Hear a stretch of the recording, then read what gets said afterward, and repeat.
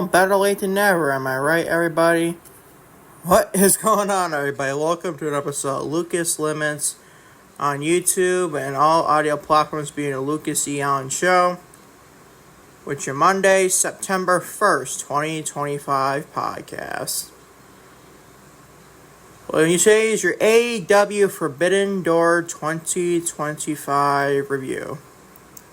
I know, Forbidden Door happened on a Sunday, August 24th of 2025, and it happened 7 days ago, or 8 days ago by the time this recording is at least.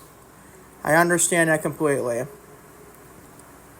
But I'm back doing the wrestling reviews, man. It's the football channel of Lucas E. Allen and all audio platforms is just obviously the same as Spotify and any audio platform.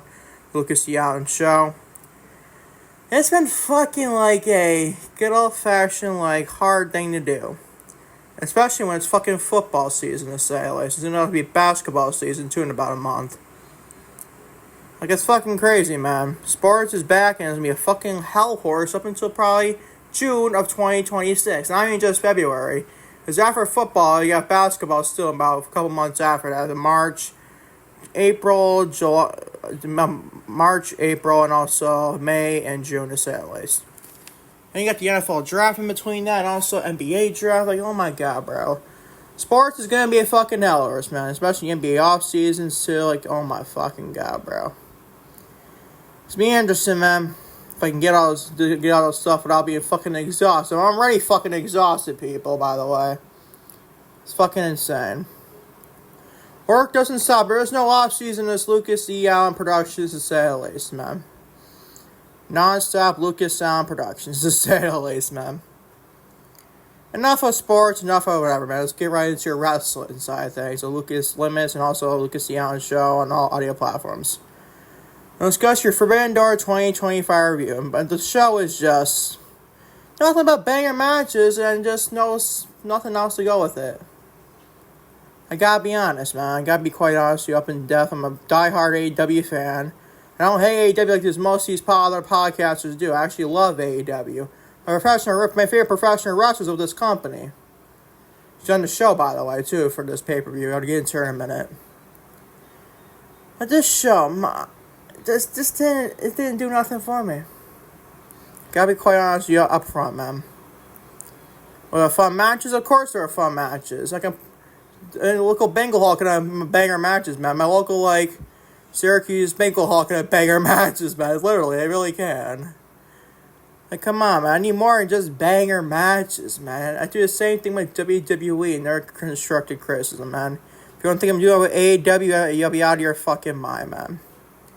Was the pay-per-view bad? I wouldn't say it was bad, per se. The last two matches saved this fucking pay-per-view for me. I'm feeling this most random pay-per-view of all time. But we'll see, man. We'll discuss everything. Follow me on social media, Twitter, Instagram, TikTok, and Facebook, Lucas E. Allen. Watch on YouTube, Lucas Limits, get all things wrestling. Watch on YouTube, hit the like button to today's podcast. Hit the subscribe button if you've done so already. Turn the bell for post notifications after you subscribe. Leave a comment what you think of AEW Forbidden Door 2025, to say at least.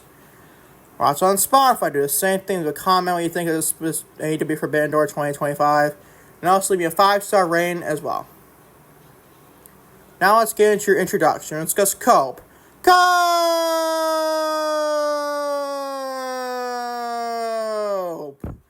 Very ass, long, exaggerating the Cope name like I always freaking do. Cope and Christian Cage defeat Killswitch and Kip Sabian to start the show.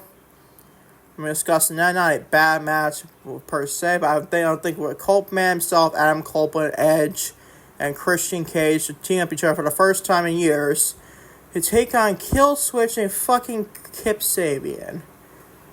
You'd think to be some big time matchup here with these two men, or at least with some sort of a story involved. There's nothing. I know it's a patriarchy turn on Christian Cage. I understand that. But is that intriguing? No, it's not intriguing whatsoever. It should have been Cope and Christian Cage team up each other to take on FTR. Then eventually do Killswitch and Kip Sabian, or Nick Wayne and Kip Sabian. Whatever fits your bout, Tony Khan, with that. Like, what was the fucking point? Having the first match with Cope and Christian Cage team up with each other to take on Ultimate Kip Sabian and Killswitch. Great to see Killswitch back, by the way. But still, man. It's a good match. I just didn't care. Also, Kyle Fletcher defeats Hiromu Takahashi to retain the AEW TNT Championship. And another solid match, but still no story involved whatsoever, because obviously Forbidden Door. It's just my girl, the lovely Mercedes Mone. 9 belts Mone. Mercedes Mone defeats Alex Windsor, Bozilla, and Persephone to retain the AEW TBS Championship. It's another Mercedes match, and a fucking roll-up, man. I am tired of the roll-ups. At least the AEW matches, the independent matches, and the New Japan matches she had were clean finishes. These are fucking roll-ups and fucking hook in the tights bullshit. Like, stop, man. This woman is the best female wrestler, if not the one of the best female wrestlers in the fucking world. What fucking planet does she need to be rolling up people for 1, 2, 3 all the fucking time, man? Like, people might say, like, oh, it helps her to escape with a vigor, make people look good in defeat. How is this making people look good in defeat? Well, it's the same finish over and over. It's not like an actual finisher of Mercedes. What the fuck we doing, man?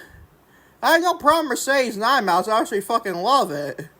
I didn't say her hate the match here. I didn't care how much I love Mercedes. I stare at Mercedes more than anyone else in this fucking match.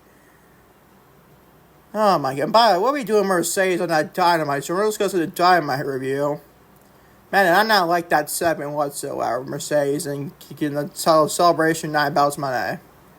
And I'd like to tease in 10 belts Mone, but still. That's about it I took out of that segment. It could have been saved for like a video package backstage or something like that. Whatever. I'm discussing the Dynamite review though. We're also discussing Zack Sabre Jr. defeated Nigel McGuinness to retain the IWGP World Heavyweight Championship. Another good match, but I just didn't care at all. I don't need to see Nigel McGuinness wrestling Zack Sabre Jr. for an IWGP World Championship. Whatever, but it is what it is. We're also discussing Bandido and Brody King defeat FTR, Dax Harwood, and Cash Wheeler, and the Hurt Syndicate, Bobby Lashley and Shelton Benjamin, to win the AEW World Tag Team Championships. I mean, it was the worst match of the night. Not that it was bad per se, it's in the C ranges, the top of the C ranges, spoiler alert. But still, man, like, why do we have to have... I don't even know what the fuck we're doing here. The Hurt Syndicate had these titles for so long, you even take the fucking pinfall. That screams to me creative control. It's not Mercedes Mone that has the creative control, it's the fucking Hurt Syndicate, you fucking idiots. Literally, that's what it took out of this whole match. Like, you couldn't have Bandido and Brody King pin, like, I don't know, Shelton Benjamin or even Bobby Lashley. No, how did to pin them FTR? Who are going into a match eventually, I think it's already announced for All Out, between Christian Cage and Cope.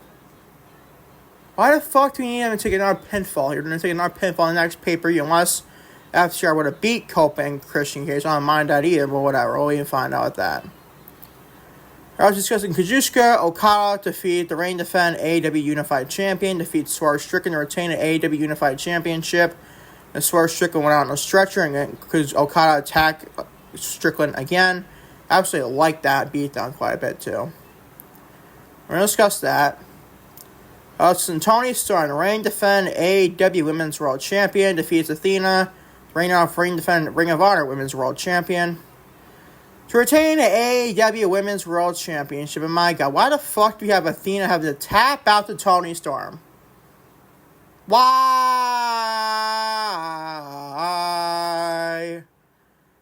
And then the Casino Women's Gauntlet match is now made look fucking meaningless. Meanwhile, MJF can't defend his title shot. But you have Athena cash in her shot already. You're not even cashing in general, felt like. The fuck are we doing here, Tony Khan? Like, when we play, and then plus, Athena's already back on Ring of Honor. I heard she had defended the Ring of Honor Women's World title on Ring of Honor Death Before the Sun or something like that. And why the fuck are bringing Athena back to Ring of Honor? For what, dude? Why? We're going to discuss that. Also, Hangman Adam Page, speaking of MJF, Hangman Adam Page defeats MJF to retain the AEW World Championship. Hangman Adam Page obviously being defended world champion. To me, this match was the match of the night at this point. It was a great match. I love the fact that MJF not cashing his shot here. I like that. I should have done the same thing with fucking Athena. I don't know why they didn't wrestle each other, and these two men, Athena and MJF, had to wrestle their reigning champions here respectively. I don't know why they had to do that in general either. But it is what it is, I guess, right? That fits Tony Khan's book and his fucking when he wakes up in the morning, whatever the fuck to say, bro. We're going to discuss that. And also, your main event, Will Ospreay is down me, that got literally destroyed after this match. Hiroshi, Tanahashi, Kenny Omega, Kota Ibushi, and Darby Allin defeated Death Riders and the Young Bucks in a lights-out steel cage match to end the show. But also, Darby Allin getting a fork in his fucking ear, man. I'm like, oh my fucking god, bro. It won't be a Darby Allin match, so Darby Allin looks fucking like he's going to kill himself, to say, at least in that fucking ring. I thought that was fucking honestly meaningless. Like, why the fuck is this man going to the umpteenth degree and allowing Jon Moxley, who is also bleeding this match, kind of figure, obviously, he's Jon Moxley in a steel cage. Of course he will bleed. Probably bleed in the first 5 seconds. Slight exaggeration, but you get the point. You never know, honestly, with Jon Moxley. We're going to discuss this all in today's podcast. Glad you're enjoying, maybe. As always, concerns this year's AEW Forbidden Door 2025 review on Lucas Limits on YouTube and all audio platforms. Starting with, you guessed it, Cope. Man himself, Adam Copeland. Nothing like over-exaggerating the Cope name, man. Cope and Christian Cage defeat Killswitch and Kip Sabian to start the pay-per-view. Give it a B. Good match, I just didn't care. I didn't care to see Kip Sabian having to rescue him and Killswitch. I like Killswitch quite a bit. The former Luchasaurus. I didn't mind that. I didn't mind Killswitch being involved with Christian Cage. Why the fuck do you have Kip Sabian with this? Why the fuck first of all, why are we having Cope and Christian Cage, their first match together in almost fucking years, it feels like, as a tag team, against Killswitch and fucking Kip Sabian? Is that the best you got there, Tony Khan? Like, seriously, we couldn't have done, I don't know why we still couldn't have done FTR versus Cope and Christian Cage. And, like, all on, say this reunion for Forbidden Door. Why do you have to say this for fucking Dynamite? A couple weeks ago. It's just fucking stupid, man. God forbid this company has some long-term storytelling like this. Like, seriously, what the fuck are we doing here? And why the fuck do we need to have this start your show, not us too? Like, it's not like a barn burn of a classic match on paper either. It ain't that at all. Whatever, man. We'll wait and find out what this is to say at least. I think Cope and Christian Cage against FTR is announced for All Out in Toronto, Ontario, Canada. I believe, at least. I'll really go check that back. I mean, I won't watch Dynamite yet, but you get the point. This gets a B. Nothing else other than that to give you like I said. On to more random matches, more random banger matches. Kyle Fletcher, reigning defend AEW TNT Champion. If it's Hiromu Takahashi to retain the AEW TNT Championship. This gets another B. Man, oh fucking man, bro. Fun match, like every fucking AEW pay-per-view match is. Almost, at least. But still, man, how am I supposed to care? If I don't know who Hiromu Takahashi, I don't even pronounce his name right. Like, what the fuck? Like, can we please stop with this Forbidden Door 24/7? Like, I understand it's like a 1-year thing, but no, the Forbidden Door happens like every fucking AEW show, it feels like. Whether it's Dynamite, Collision, AEW pay-per-views, you name it. Like, what the fuck, man? Why? Make the Forbidden Door more prestigious than having it all over the fucking television around 52 weeks in a year. Like, what the fuck are we doing here, man? And this match, I just didn't care. It was a fun match, but I just didn't care. Give it a B. Shall move on? We shall move on. To Mercedes Moné, my girl, the reigning defending AEW TBS champion, and 9 belts Moné. Love seeing that, by the way. She's even teased a 10th time come on this past weekend Dynamite. Which I'll be honest, I didn't like the segment when I discussed that then. I didn't mind them teasing 10 belts Moné though. Mercedes Moné, the reigning defending AEW TBS champion, like I said, 9 belts Moné. She looked fucking gorgeous as always, man. We all love Mercedes. You know how much we love that woman, to say the least. You can never make me hate her again. Idiot wrestling community, to say the least. Mercedes Moné defeats Alex Windsor, Bozilla Persephone to retain the AEW TBS Championship. This gets a B-. Much I love Mercedes, love staring at her, looking at her, just watching her wrestle. It was not a bad wrestling match. She was always great in the ring. But to me, I'll be honest, man, especially this past week on Dynamite, Mercedes, the matches she's been having in AEW and New Japan, etc., have been great for the most part, ever since the Britt Baker match last year and the Kazuchika match All Out last year. She's been great as a wrestler, but she needs a fucking major story, like a Toni Storm Mariah May storyline. She's the Toni Storm, she needs the Toni Storm to her Mariah May. Or to Toni Storm and Mercedes, obviously. And to get her own Mariah May. Like, somebody liked it. Remember, it's Chris Statlander, Will Nightingale. That remains to be seen. Maybe it's Athena eventually. I hope to God that's the case. Or I'd be Athena than anybody else. I'm not named Chris Statlander or Will Nightingale. It makes more sense to either two of those women. But this woman needs a fucking big-time story to get me invested in her even more so. I'm already invested in her as a wrestler. We all love her as a wrestler in this podcast, as most people I think. I love Mercedes to death, but my God, she needs a big-time story. She can do so much to make people care about her and her wrestling right. I love her as a wrestler. She's one of the best in the world. I think she's the best female wrestler in the world right now. Might be biased, but still.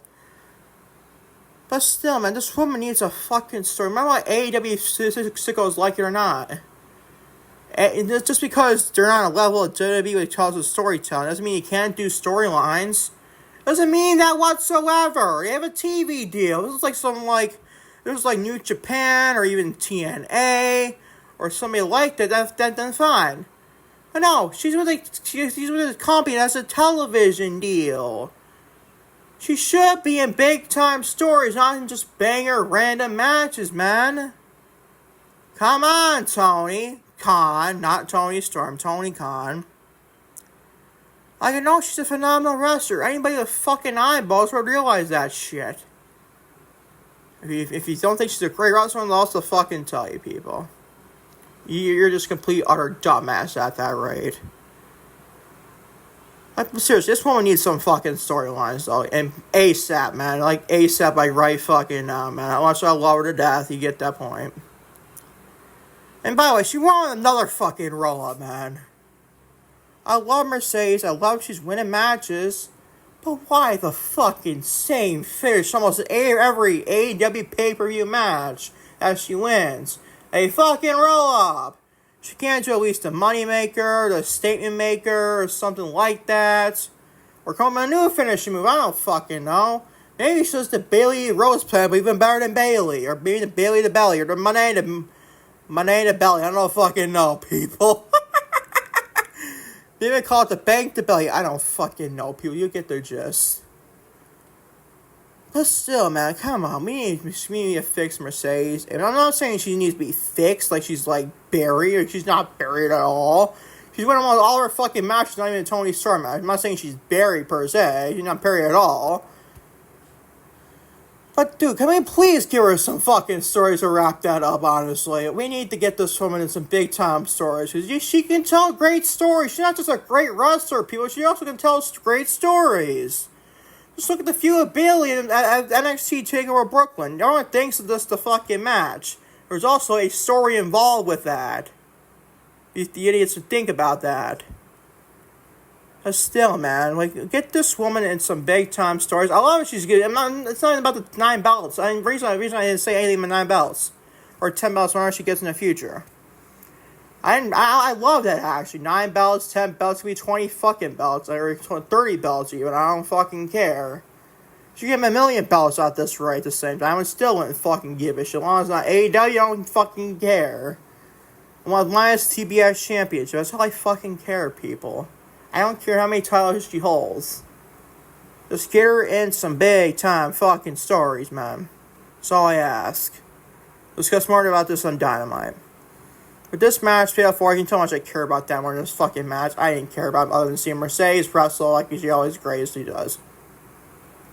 This gets a B-.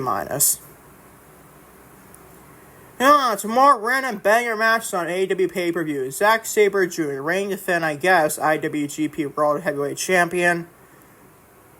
Defeats Nigel McGuinness to retain the IWGP World Heavyweight Championship. This gets a B. Some people give us like an A rating as some 5-star classic banger. Like, stop, people. Just stop. If you get like an A's range or an A+ range or something like that, then you'll get like at least a big time story with a banger match, at least a great segment per se for like a promo. But this, this did nothing for me. Get an A or an A+, man. I don't know what else to tell you. Maximum I could have gave us an A-, and I chose not to do that. Because I didn't fucking care about this match. Why is Nigel McGuinness wrestling Zack Sabre Jr. for a New Japan Champion, New Japan Professional Wrestling Championship? I guess their biggest title, the World Championship, at least I think it would be, honestly, knock on wood. But still, man. How am I supposed to care? It is what it is, like I said. Moving on, shall we? To Bandido and Brody King. They defeat FTR, Dax Harwood, and Cash Wheeler, and the Hurt Syndicate's Bobby Lashley and Shelton Benjamin to win the AEW World Tag Team Championships. This is the worst match in the whole show. The whole pay-per-view, you get the point. Worst match in the fucking pay-per-view. Not that it's bad. It wasn't bad per se. You get a C+. It's just the lowest grade of the pay-per-view. I like Bandido and Brody King becoming champions and everything. That kind of shocked me, honestly. I thought they were in this match to take the pinfall here by FTR at the Hurt Syndicate. So I'm happy for those two guys. They're great. Bandido is fucking great. And so is Brody King. I wrote before Brody King being a partner with Buddy Matthews and then win the championship. But whatever, it is what it is. But still, why the fuck can we have our Hurt Syndicate take the pinfall here? Why do we have FTR take the pinfall? I heard the rumors about creative control. It sounds like creative control to me here. I don't like to mention much creative control on this podcast. I don't give a shit. But this I'll be any if I didn't at least mention it. Like, they didn't take a fucking pinfall here. But if FTR would have beat Bandido and Brody King, I still would have complained. Because the Hurt Syndicate had this big title run, and they didn't even fucking take the pinfalls while losing it. Come on, man. It sounds ridiculous. I was complaining the same thing for Mercedes Mone, for example, my girl. If she would fucking not take the pinfall losing that TBS title, I'd be fucking pissed. Not at her, more at Tony Khan, but maybe even those of Mercedes to a bit. That question, she does have creative control, but that's not gonna cross that road, man. At least Mercedes took a pinfall once in a while. At least she takes that. When do we see Bobby Lashley and Shelton Benjamin unless it was a singles match? Like, do we even see Bobby Lashley even take a fucking pinfall in this since coming to AEW? I don't think we have. At least off the top of my head, I will be. But still, man, I'm not blaming creative control for this. I'm blaming Tony Khan first of all. Like, these two men, Shelton Benjamin and Bobby Lashley, have just the big long run and won the title sometime last year. I mean, like, at this point last year, I believe, in October maybe. And then they and then they literally, it wasn't at the beginning of the year they won the titles. Maybe it's the beginning of the year, honestly, but whatever. You get the gist. But still, how am I supposed to care anyways? 3 great teams, don't get me wrong. But still, this did nothing for me. And then we had the Bandido and Brody King against FTR and Dynamite go to a 20 or some draw. I forgot how many minutes it was. Salting a triple threat ultimately not have or Hurt Syndicate take a pinfall. Like, come on, man. That's fucking ridiculous. That was Tony Khan's fault, the Hurt Syndicate's fault. I don't fucking know, bro. Wait to find out. But this gets a C+. It was a match to say the least. Might be generous getting a C+ too. Moving on to Kazuchika Okada. The reigning defend AEW Unified Champion. Defeats Swerve Strickland to, like I said, retain the AEW Unified Championship. Best match up to this point, honestly. And this at least makes it better because Okada and Strickland, man. And you can make these two men have a bad match. It'd be kind of like bizarrely alarmed to say the least. I actually like the fact that they wrote up Strickland off the match. Obviously he was going to be out with an injury. He was going to get surgery, I believe.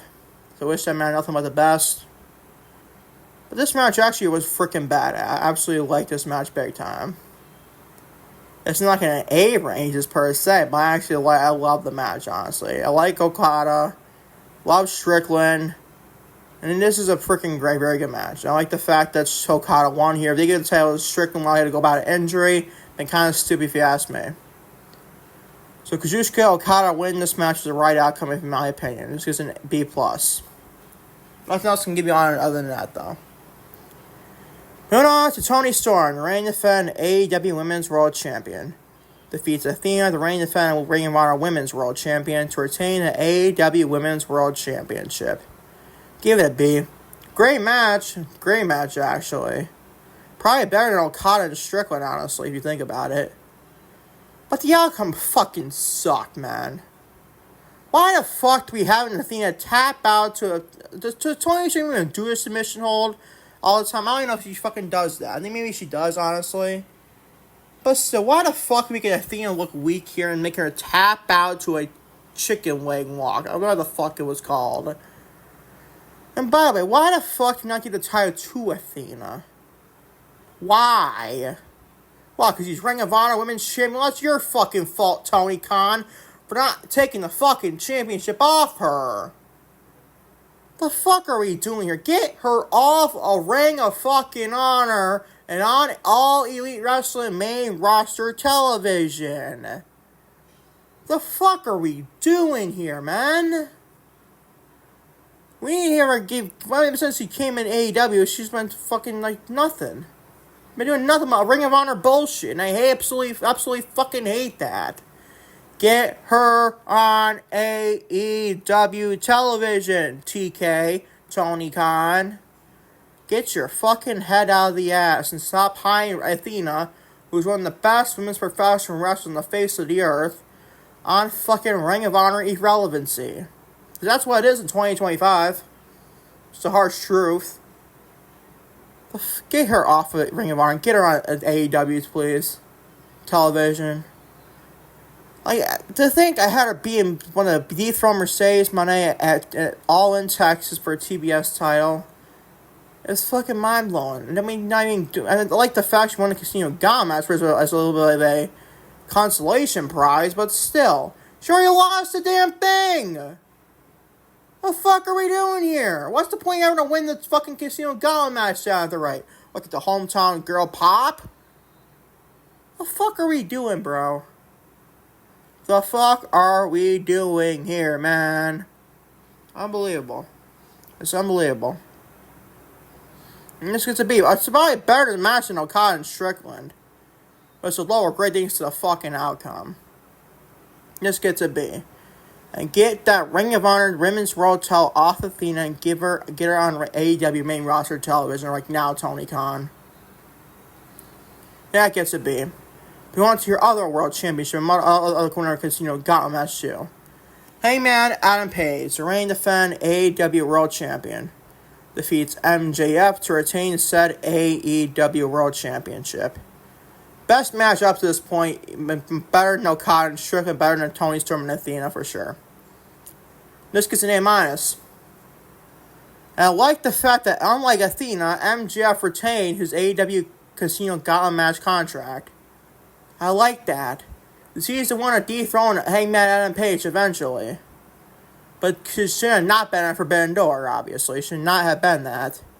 I'm grateful it's not.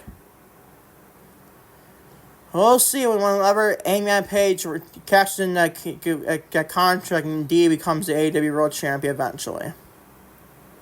This is the best matchup to this point. I love the spots here. I love the fact that Hangman Page cheated to win this, honestly. So it plays up the story with MJF eventually get another match with cashing in that contract against Hangman to eventually then win the AEW World Championship. So that's what should, like I said, be happening. I like that quite a bit. And this match is freaking great. Obviously, it's Hangman Adam Page and MJF. We all know MJF more of his mic skills, man. He's also a very great professional wrestler, man. He really is. But this gets an A-, man. Second best grade of the show, whole pay-per-view, and best match up to this point. A- is your grade. Love both guys, by the way, if you can tell, honestly. And on to your true main event, best match in the whole show. Obviously, it's the steel cage match with 10 people involved. That's not the best match, I'm gonna fucking tell you. Will Ospreay. And also Will Ospreay match. There's also a neck injury, Will Ospreay, too. Will Ospreay, Hiroshi, Tanahashi, Kenny Omega, Kota, Ibushi, and Darby Allin defeated Death Riders and the Young Bucks in a lights out steel cage match to end the pay-per-view. This gets an A. I love this match. I could have done honestly with the fork spot with Darby Allin getting in his ear, getting a fork jabbed in his fucking ear. Like, come on, man. What the fuck is the point of doing that? But I'll be honest, I like the beatdown they gave Will Ospreay. It might be a hot take, me. Oh, you want more violence on a guy who has neck problems, man, right now.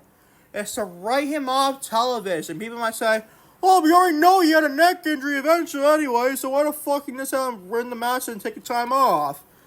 So it'd be less fucking, it'd be kind of boring if you do that there, dumbass. It would have been boring, honestly. It really would have been. So I'm glad they did that spot. After, I think the show ended with that, or at least they was just starting with that, and eventually the show went to black, or people went to black, you get the point. This match is freaking great. I usually hate 10 men in one match, but at least it's a steel cage match, at least there's some story involved. At least there's something involved with this. And it's a main event for a pay-per-view nonetheless. That's meaningful, honestly. So I'll give this a pass. I'll obviously give this a pass. And it's not like no normal like, tag matches. No, nothing normal like that. So there you go. So I love this match. This match is freaking great. Obviously, it's 10 great wrestling. Hiroshi Tanahashi is not what he once was, but still. This match is still freaking very great if you ask me. I like the fact they still did the Ospreay spot. I really did. I could have done another Darby Allin fork spot. It was a different story another day. But I did like the Ospreay spot. Getting like beat down with steel chair, paradigm shift back left and right from Jon Moxley to Ospreay. I like that. Rear him off something like this. They done some blatant like showing I went to black and nothing to develop afterwards. It's been fucking boring. I ain't gonna lie to you. So I'm glad they did this spot. So it brings Ospreay back to television, a better storyline not involved the World Championship, hopefully, knock on wood. Because Jon Moxley should not be regaining that World Championship at any time soon, at bare minimum.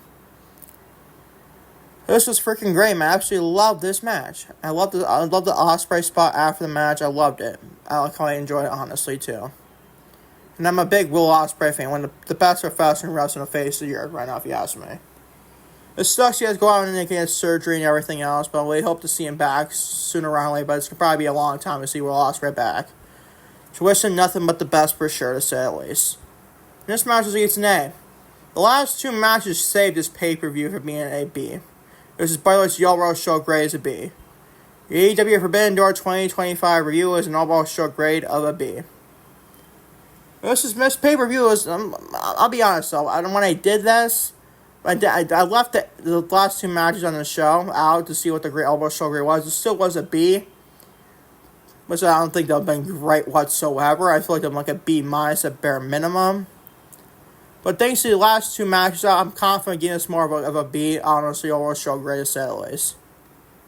So your AEW Forbidden Door 2025 show is an overall grade of a B.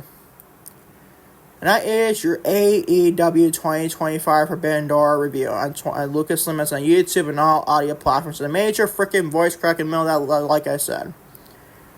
Thank y'all for watching. Lucas Limits on YouTube and all audio platforms, being a Lucas C. Allen Show, which is Monday, September 1st, 2025 podcast, with your AEW Forbidden Door 2025 review, like I said. And I'll catch y'all later on, hopefully, knock on wood.